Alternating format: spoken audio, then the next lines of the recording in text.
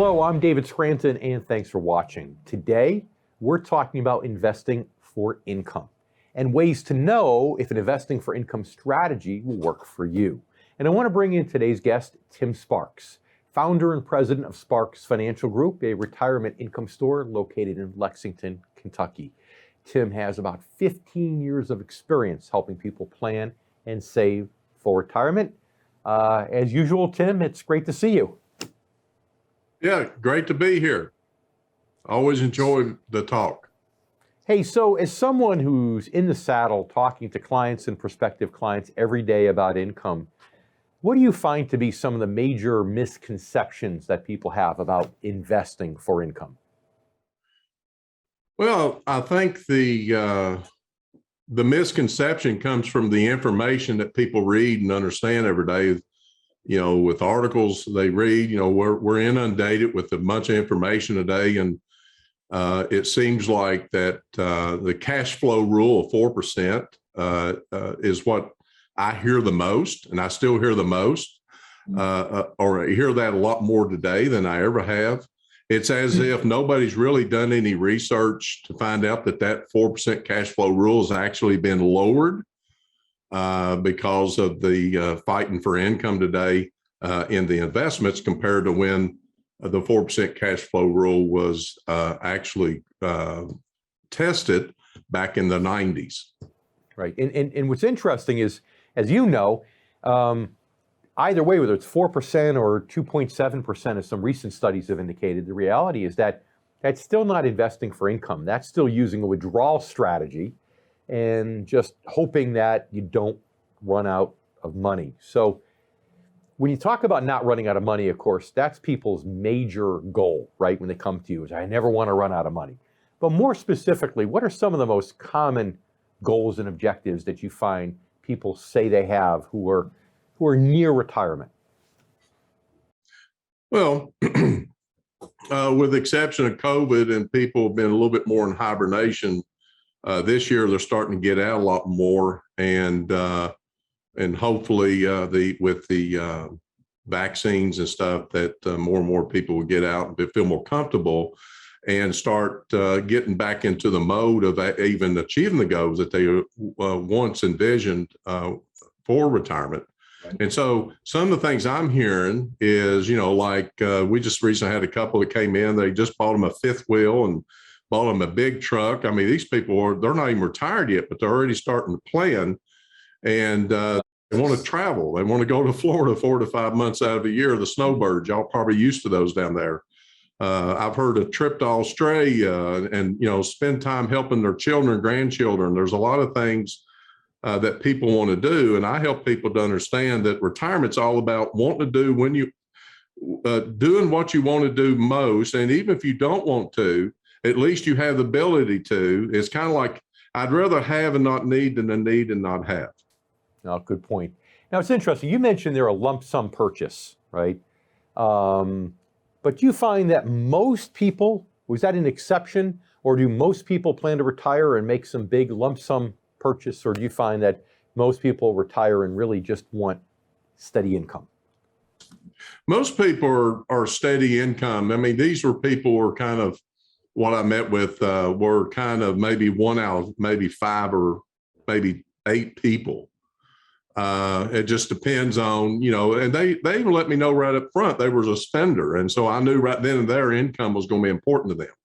Yep. But at the flip side, there's other people that, are just nervous about what's going on, taxes, inflation. I hear that a lot today. So that's a great point. So tell me, how do you do that? These people you talked about with the fifth wheel, they're all excited. They want to retire, and they're moving toward this great adventure. But there's a lot of people that probably come to you with fear and intrepidation, as you just indicated. So what's the best way you found to calm their nerves so they can go into retirement with more confidence? Well, that's a difficult task because of, I think people have got accustomed to, doing things one way, and especially people that are still working. I find that, they're in accumulation mode and they don't necessarily think of investments as just chiseling off a little bit of income each and every year and just stay in accumulation mode. They don't think of interest and dividends getting them through, because that's not how they're programmed. That's not how they built their portfolio. They don't understand that the contributions them and their employer was actually offsetting and actually minimizing even some of their volatility in the down years, as you know.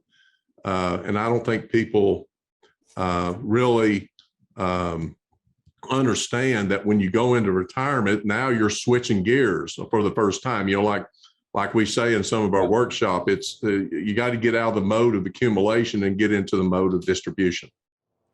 And because some people are in that accumulation mindset, they might wait too long to make that transition from a growth mindset to an income mindset. But people can get growth, right? If you're still working, you can invest for income and still turn that into growth organically, right? Yes. I have several people that are really, really good savers. Matter of fact, I have a lady. She's a teacher at university at a university. I was going to mention university, and she's going to retire in 5 years. And she let me know out of the gate that she grew up as a saver, and she is saving like $30,000 a year. And she's saved over $1 million between her 401ks and her brokerage accounts and so forth. And I shared with her, I said, why won't we use that strength that you have and add an additional component called income that allowed you to actually put it on steroids? What if you took that $1 million, which she was actually qualified to do an in-service rollover, and let's increase your $30,000 to $70,000? And she really liked that idea. And that's great if you're in bonds and bond-like instruments. And if you're in the stock market, it increases that thing we call dollar cost averaging, right? In addition to what you're saving, the dividends are plowing back in. So like you said, it's kind of sort of on steroids. So, okay, final thoughts.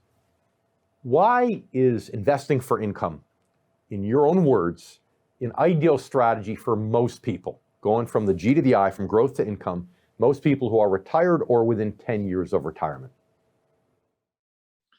Well, everybody that I've ever worked with over the last 16 years that started working with me in pre-retirement phase, not retired, like 8-10 years out, and now that they're starting to either starting to retire or already retired, we find that the income is much higher than we anticipated.